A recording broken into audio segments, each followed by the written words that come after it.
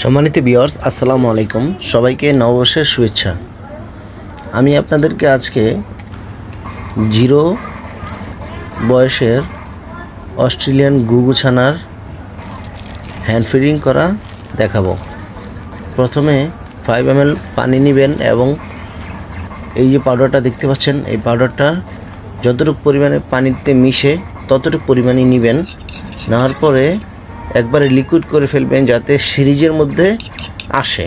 অনেক সময় দেখা গেছে বেশি ঘন হলে সিরিজে আসতে চায় না, তাই সিরিজে যাতে ওঠে পানির মতো একবার এরকম পাতলা করে ফেলবেন। পাতলা করার পর এখন আপনি পানিটা অবশ্যই ফুটন্ত পানি নেবেন।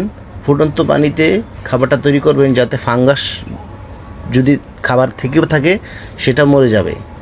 এখন ফুটন্ত পানিতে খাবারটা মেশানোর পর সিরিজের মধ্যে ভরে নেবেন।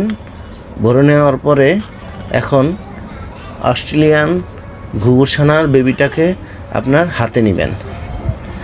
হাতে নেওয়ার পর তার মুখটি ধরে জাতা দেওয়া যাবে না, বেশি জোরে ধরা যাবে না, আলতোভাবে ধরে পাইপটা তার মুখে একটু ঢুকিয়ে সামান্য পরিমাণে আস্তে আস্তে চাপ দিতে হবে। যখন দেখবেন তার গ্যাগ, তার টোপলা, যেটা তার খাদ্যনালী থেকে খাদ্যথলি ভরে যাবে, তখন খাওয়ানো শেষ করে দিবেন। সে যতটুকু খেতে পারে একবেলায় ঠিক ততটুকুই খাবার দিবেন। অতিরিক্ত পরিমাণে খাবার দেওয়ার প্রয়োজন নেই, কারণ অতিরিক্ত খাবার দিলে আবার ডাইজেস্ট না হলে সমস্যাও হতে পারে। তাই যাতে সে দিনে 3 বার খাবার দিতে পারলে ভালো।